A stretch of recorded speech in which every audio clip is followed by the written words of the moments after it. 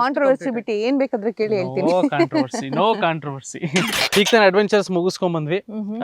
ಒಂದ್ ಒಳ್ಳೆ road trip, off road trip ನ ಈಗ ನೀವು ನೋಡಿದ್ರಿ. ಬಟ್ ಒಂದಷ್ಟು ಕ್ವಶನ್ಸ್ ಕೇಳೋಣ ನಿಮ್ಗೆ ಅಂತ.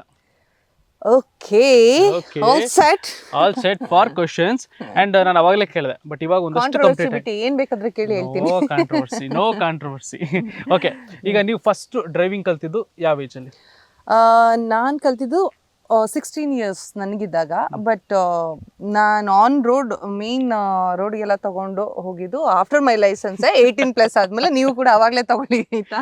ಓಕೆ, ಫಸ್ಟ್ ನೀವು ಡ್ರೈವ್ ಮಾಡಿದಂತ ಕಾರ್ ಆಫ್ಟರ್ 18 ಹೇಳ್ಬೋದು ನಿಮ್ದು ಅಂತ? ನಂದು ಸ್ವಂತ ಕಾರ. ಐ ಥಿಂಕ್ ನನ್ನ ಹತ್ರ ಫಸ್ಟ್ ವ್ಯಾಗನಾರ್ ಒಂದು ಕಾರ್ ಇತ್ತು. ಸೊ ಅದು ನನ್ನ ಫಸ್ಟ್ ಕಾರ್. ನಾನು ಓಡಿಸಿದ್ದು ಬಂದು ಓಮಿನಿ ಫಸ್ಟ್ ಕಾರಲ್ಲಿ ನಾನು ಕಲ್ತಿದ್ದು ಡ್ರೈವಿಂಗ್ ಕಲ್ತಿದ್ದು. ಸೂಪರ್. ಆಮೇಲೆ ವ್ಯಾಗನರ್. ಓಮಿನಿ ಮನೆಯಲ್ಲಿ ಮತ್ತೆ ಕೆಲ್ಸಕ್ಕೆ ಇರ್ತಾ ಇತ್ತು. ಸೊ ಅದ್ರಲ್ಲಿ ಕಲ್ತಿದ್ದು ನಾನು. ಅಂದ್ರೆ ನೀವು ಕ್ಲಾಸ್ಗೆ ಹೋಗಿ ಕಲ್ತಿಲ್ಲ? ಕ್ಲಾಸಲ್ಲೂ ಕಲ್ತಿದ್ದೀನಿ. ಕ್ಲಾಸಲ್ಲಿ ಆಮೇಲೆ ಏನಂದ್ರೆ ಒಂದು ಅಷ್ಟು ರೂಲ್ಸ್ ಅಂಡ್ ರೆಗ್ಯುಲೇಷನ್ಸ್ ಗೊತ್ತಾಗ್ಬೇಕಲ್ಲ. ಸೊ ಬರೀ ಗಾಡಿ ಕಲಿಯೋದು ಇಂಪಾರ್ಟೆಂಟ್ ಅಲ್ಲ ನಮ್ಗೆ ಏನು ರೂಲ್ಸ್ ಗೊತ್ತಾಗ್ಬೇಕು, ಏನೇನ್ ಮಾಡ್ಬೇಕು ಅಂತ ಗೊತ್ತಾಗ್ಬೇಕು. ಸೊ ಅದಕ್ಕೋಸ್ಕರ ಕ್ಲಾಸಸ್ಗೂ 1 week ಹೋಗಿ ಕಲ್ತು ಅಲ್ಲಿಂದ ಡ್ರೈವಿಂಗ್ ಲೈಸೆನ್ಸ್ ತಗೊಂಡೆ. ಫಸ್ಟ್ ಅಲ್ಲಿಗೆ ವ್ಯಾಗನರ್.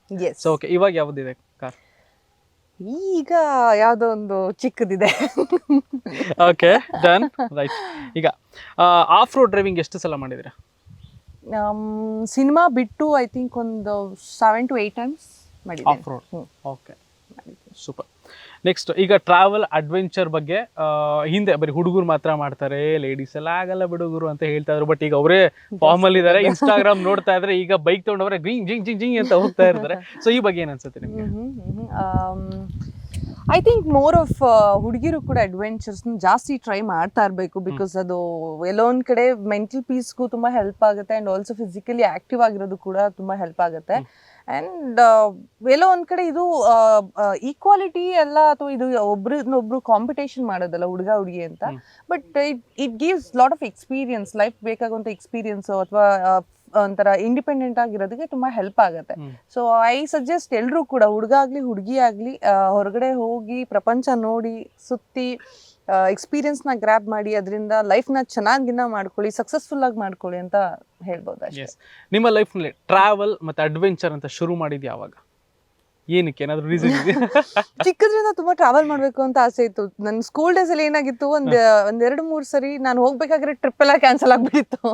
ಅದ್ ಹೆಂಗಿದ್ರೆ ಕೈಗೆ ಸಿಗದೆ ಇರೋದ್ರ ಬಗ್ಗೆ ಜಾಸ್ತಿ ಒಂದು ಕ್ರೇವಿಂಗ್ಸ್ ಇರುತ್ತೆ ಗೊತ್ತಾ. ಹಂಗೆ ನಾನು ಎಲ್ಲಾದ್ರೂ ಹೋಗ್ಬೇಕು, ಅಲ್ಲಿ ಟ್ರಾವೆಲ್ ಮಾಡ್ಬೇಕು, ಇಲ್ಲಿ ಮಾಡ್ಬೇಕು ಅನ್ನೋ ತರ ಟಿವಿಲಿ ಏನಾದ್ರು ಒಂದು ಸೀನ್ಸ್ ಬಂದ್ರೆ ಅನಿಸ್ತಾ ಇತ್ತು. ಸೊ ನಾನ್ ಅಲ್ಲಿ ಹೋಗಕ್ ಆಗದಿದ್ದಾಗ ಏನ್ ಮಾಡ್ತಾ ಇದ್ದೆ, ಫಾರ್ ಎಕ್ಸಾಂಪಲ್ ನಮ್ಮ ಮನೆಗಳಲ್ಲೇ ಸುತ್ತಮುತ್ತ ಎಲ್ಲಾದ್ರೂ ಈ ತರ ಕಾಡ್ ಏನಾದ್ರು ಇತ್ತು ಅಂದ್ರೆ, ಅಥವಾ ಊರಿಗೆ ಹೋದಾಗ ನೇಟಿವ್ಗೆ ಅಲ್ಲಿ ಯಾವ್ದಾದ್ರು ಒಳ್ಳೊಳ್ಳೆ ಪ್ಲೇಸಸ್ ಇತ್ತು ಅಂದ್ರೆ ಸುಮ್ನೆ ಎದ್ಬಿಟ್ಟು ಹೋಗೋದು. ಈ ವಾಕ್ ಮಾಡಕ್ ಹೋಗ್ತಾರೆ ಗೊತ್ತಾ ಬೆಂಗಳೂರಲ್ಲಿ ಪಾರ್ಕ್ ಅಲ್ಲಿ, ಹಂಗೆ ಸುಮ್ನೆ ಪಾರ್ಕ್ ವಾಕ್ ಮಾಡ್ಕೊಂಡು ಎಲ್ಲಾ ಕಡೆ ನೋಡ್ಕೊಂಡ್ ಬರೋದು. ಅದೊಂಥರ ನಿಜ ಬೇರೆ ತರನೇ ಫೀಲಿಂಗ್ ಅನಿಸ್ತಾ ಇತ್ತು. ಸೊ ಅಲ್ಲಿಂದ ಒಂಥರ ಇದೊಂಥರ ಮನ್ಸಿಗೆ ಸಮಾಧಾನ ಕೊಡುತ್ತಲ್ವಾ ಅನ್ನೋ ಫೀಲಿಂಗ್ ಶುರುವಾಗಿದ್ದು. ಎಲ್ಲೇ ಹೋಗ್ತಾ ಇದ್ರು, ಏನೇ ಮಾಡ್ತಾ ಇದ್ರು, ಓಕೆ ಅಲ್ಲಿ ಹೋಗ್ಬೇಕು, ಇಲ್ಲಿ ಹೋಗ್ಬೇಕು. ಆಮೇಲೆ ಈ ನಡುವೆ ಅಂತೂ ಈ ನಮ್ಮ ಸೋಷಿಯಲ್ ಮೀಡಿಯಾದಲ್ಲೆಲ್ಲ ನೋಡ್ತಾ ಇರ್ತೇವೆ, ಒಳ್ಳೊಳ್ಳೆ ಫೋಟೋಸ್ಗಳೆಲ್ಲ ನೋಡಿದಾಗ ಇನ್ನ ಜಾಸ್ತಿ ಟೆಂಪ್ಟ್ ಆಗುತ್ತೆ ದಟ್ ನಾವು ಹೋಗ್ಬೇಕು, ಅಲ್ಲಿ ನೋಡ್ಬೇಕು, ಅದ್ ನೋಡ್ಬೇಕು, ಇದ್ ನೋಡ್ಬೇಕು ಅಂತ. ಅಂಡ್ ನಾನ್ ಸ್ವಲ್ಪ ಟ್ರೆಡಿಷನಲ್ ಥಿಂಗ್ಸ್ ಅಥವಾ ಈ ದೇಸಿ ಇದನ್ನ ಜಾಸ್ತಿ ಇಷ್ಟಪಡ್ತೀನಿ. Anything in that case, language ಕಲಿಯೋದಾಗಿರ್ಬಹುದು, ಅಥವಾ ಅವ್ರ ಔಟ್ಫಿಟ್ಗಳನ್ನ ಟ್ರೈ ಮಾಡೋದಾಗಿರ್ಬೋದು, ಅಥವಾ ಅವ್ರ ಫುಡ್ನ ಟ್ರೈ ಮಾಡೋದಾಗಿರ್ಬೋದು, ಇದೆಲ್ಲ ನಂಗೆ ಸ್ವಲ್ಪ ಇಂಟ್ರೆಸ್ಟಿಂಗ್ ಅಂತ ಅನಿಸ್ತಾ ಇರುತ್ತೆ. So more into creative ಥಿಂಗ್ಸ್ಗೆ ಜಾಸ್ತಿ ನಾನು ಇದು ಮಾಡ್ತೀನಿ. ನಿಮಗೆ ಕಾರ್ ಮೇಲೆ ಕ್ರೇಜ್ ಜಾಸ್ತಿ ಇದೆಯಾ, ಬೈಕ್ ಮೇಲೆ ಕ್ರೇಜ್ ಜಾಸ್ತಿ ಇದೆಯಾ? I think car. Okay, bike ತಗೊಂಡ್ರು ಜಾಸ್ತಿ ಓಡಾಡಕ್ ಆಗಲ್ಲ ಇಲ್ಲಿ, ಅದಕ್ಕೆ ಬೆಟರ್ ಕಾರ್. ಓಕೆ, ನಂದೊಂದು ಫೇವ್ರೆಟ್ ಕಾರ್ ಇದೆ, ಈ ಕಾರ್ನ ತಗೋಬೇಕು ಅಂತ ಒಂದು ಡ್ರೀಮ್ ಇದೆ ಅಂತಂದ್ರೆ? ಫೇವ್ರೆಟ್ ಅಂತ ಇದೆ ಆಕ್ಚುಲಿ.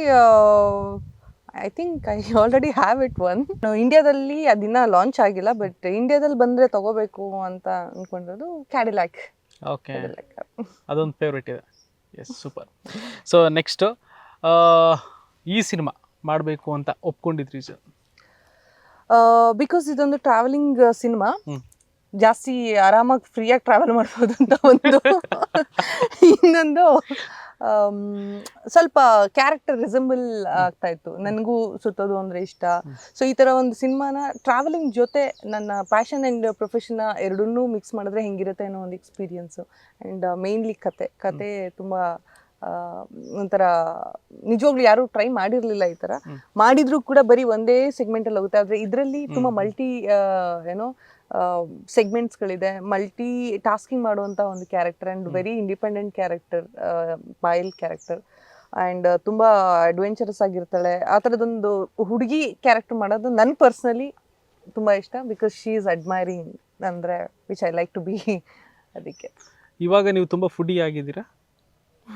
ನಾಟ್ ಎಕ್ಸಾಕ್ಟ್ಲಿ, ನಾನು ಫುಡಿ ಅವಾಗಿಂದನೂ ಅಲ್ಲ. ಬಟ್ ಮನೆ ಫುಡ್ ಅಂತ ಬಂದರೆ ನನಗೆ ಎಷ್ಟೊಂದು ಜನ ಮುಂಚೆಯಿಂದನೂ ಕೇಳ್ತಾ ಇದ್ರು ಆಯ್ತಾ, ಫುಡ್ ಅಂತ ಬಂದರೆ ನೀವು ತಿನ್ನೋದೇ ಇಲ್ವಾ, ಡಯಟ್ ಅಂದ್ರೆ ಹಿಂಗಿರುತ್ತಾ ಅಂತ. ಆ ಥರ ಸೀನೇ ಇಲ್ಲ. ನಮ್ಮ ಮನೇಲಿ ನಮ್ಮ ಅಮ್ಮಂಗೆ ನಾನು ಡಯಟ್ ಮಾಡಬೇಕಾದ್ರೆ ಅವ್ರಿಗೆ ಎಷ್ಟೇ ಕಂಡೀಷನ್ ಹಾಕೋದು, ಚಿತ್ರಾನ್ನ ಮಾಡಿಬಿಡಿ, ಇವತ್ತು ಪಲಾವ್ ಮಾಡಿಬಿಡಿ, ಬಿರಿಯಾನಿ ರೈಸ್ ಐಟಮ್ ಬೇಡ ಅಂತ ಅಲ್ಲ, ಅವ್ರು ಮಾಡೋದು ತಿನ್ಬಿಡ್ತೀನಿ ಅಂತ ಭಯಕ್ಕೆ ತಿನ್ಬಿಡ್ತೀನಿ. ಅವತ್ತು ಡಯಟ್ ಗೀಟ್ ಯಾವ ಸೀನು ಇಲ್ಲ, ಏನಿಲ್ಲ. ಸೊ ನಾನು ನನ್ನ ಕಂಟ್ರೋಲ್ ಮಾಡೋಕೆ ಆಗದೆ ನಮ್ಮ ಅಮ್ಮನ್ನೇ ಕಂಟ್ರೋಲ್ ಮಾಡಬೇಕು. ಸೊ ಹಿಂಗೆ ಮಾಡಿಬಿಡಿ ಪ್ಲೀಸ್ ದಯವಿಟ್ಟು ಅಂತ ರಿಕ್ವೆಸ್ಟ್ ಮಾಡ್ಕೋಬೇಕು. ಇಲ್ಲ ಮಾಡಿದ್ರು ನನ್ನ ಎದಳಷ್ಟೊಳಗೆ ತಿನ್ಕೊಂಬಿಡಿ ಎಲ್ಲ ಖಾಲಿ ಮಾಡಿ. ಹೊರಗಡೆ ಫುಡ್ ತುಂಬಾನೇ ಕಡಿಮೆ, 99% ಹೊರಗಡೆ ಫುಡ್ ಕಡಿಮೆ. ಹೊರಗಡೆ ಹೋದಾಗಲೂ ನಂದೊಂದು ರುಟೀನ್ ಇದೆ, ಲೈಕ್ ಫ್ರೂಟ್ಸ್ ಆಗಿರ್ಬೋದು ಅಥವಾ ಓಟ್ಸ್ ಆಗಿರ್ಬೋದು, ಈ ಥರ ತಿಂತೀನಿ. ಅಥವಾ ತುಂಬ ಏನಾದರೂ ಟ್ರೆಡಿಷ್ನಲಿ ಏನಾದರೂ ಹೊಸ ರೀತಿ ಫುಡ್ ಇದ್ರೆ ಅದನ್ನ ಟ್ರೈ ಮಾಡ್ತೀನಿ. ಓಕೆ. ಸೊ ಈಗ ಹೊಸ ಜೀವನಕ್ಕೆ ಕಾಲಿಟ್ಟಿದ್ದೀರಾ.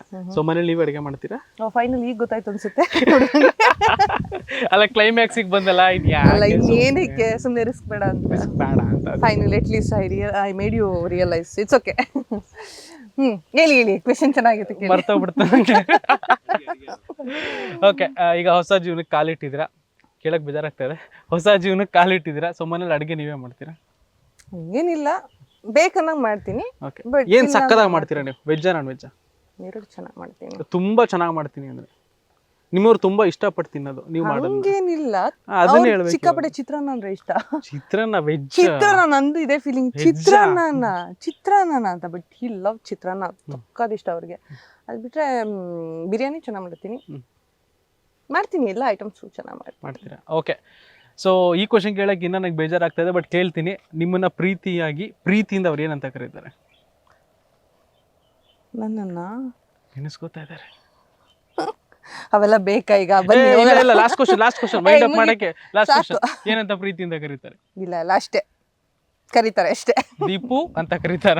ಇಬ್ರು ಒಂದೇ ಹೆಸರಲ್ಲಿ ಕರ್ಕೊಳಕ್ ಚೆನ್ನಾಗಿರಲ್ಲ ಅಲ್ವಾ? ಬೇಡ ಅಂತನಾ? Okay, yes, thank you so much. ಸಾಕಷ್ಟು ವಿಚಾರಗಳನ್ನ ಮಾತಾಡಿದ್ರಿ, ಸಾಕಷ್ಟು ವಿಚಾರಗಳನ್ನ ಹಂಚ್ಕೊಂಡ್ರಿ. ಒಂದು ಒಳ್ಳೆ ಈ ಥರ ಒಂದು ಎಕ್ಸ್ಪೀರಿಯನ್ಸ್ ಆಗಿರಲಿಲ್ಲ. ದೀಪಿಕಾ ದಾಸ್ ಅವರಿಂದ ಇಂಥ ಒಂದು ಒಳ್ಳೆ ಎಕ್ಸ್ಪೀರಿಯನ್ಸ್ನ ಪಡ್ಕೊಂಡೆ. ನನಗಂತೂ ಬಹಳನೇ ಖುಷಿ ಆಯಿತು. ಈ ದಿನನ ತುಂಬಾ ಚೆನ್ನಾಗಿ ಎಂಜಾಯ್ ಮಾಡಿದೆ ದೀಪಿಕಾ ಅವ್ರ ಜೊತೆ. Thank you so much. I want that feeling. ಅದು ಎಲ್ಲರೂ ಕೂಡ ಈ ಥರದ ಅಡ್ವೆಂಚರ್ಸ್ನ ಟ್ರೈ ಮಾಡಿ ಆ್ಯಂಡ್ ಸ್ವಲ್ಪ ಪ್ರಿಕಾಷನ್ಸ್ ಎಲ್ಲ ತಗೊಳ್ಳಿ ಅಂತ ನಾನು ಹೇಳ್ತೀನಿ. ಆ್ಯಂಡ್ ನೀವು ಕೂಡ ಅಷ್ಟೇ, ನೀವು ಫಸ್ಟ್ ಟೈಮ್ ಎಕ್ಸ್ಪೀರಿಯನ್ಸ್ ಅಂತ ಹೇಳಿದ್ರಿ, ಸಮ್ಟೈಮ್ಸ್ ನೀವು ಕೂಡ ಅದನ್ನ ಗಾಡಿ ಓಡಿಸೋದ್ರ ಮುಖಾಂತರ ಟ್ರೈ ಮಾಡಿ, ಯು ವಿಲ್ ಎಂಜಾಯ್ ಮೋರ್. ಖಂಡಿತ. Thank you so much. Yes, ಈ ಎಲ್ಲ ಸೆಗ್ಮೆಂಟ್ಗಳು #ಪಾರ್ವತಿ ಸಿನಿಮಾ ಬಗ್ಗೆ ಆಗಿತ್ತು. ಇನ್ನೇನು ಕೆಲವೇ ದಿನಗಳಲ್ಲಿ ಈ ಸಿನಿಮಾ ಬರುತ್ತೆ, ನೀವೆಲ್ಲರೂ ಕೂಡ ಹೋಗಿ ಥಿಯೇಟರ್ನಲ್ಲಿ ನೋಡಿ ಅಂತ ಹೇಳ್ತಾ, ಈ ಎಪಿಸೋಡ್ ನಿಮಗೆ ಇಷ್ಟ ಆಗಿದೆ ಅಂತ ಅನ್ಕೊಳ್ತಾ ನೆಕ್ಸ್ಟ್ ಎಪಿಸೋಡ್ನಲ್ಲಿ ಮತ್ತೆ ಸಿಗ್ತೀನಿ. ನೋಡ್ತಾ ಇರಿ ಫಿಲ್ಮ್ ಬೀಟ್ ಕನ್ನಡ.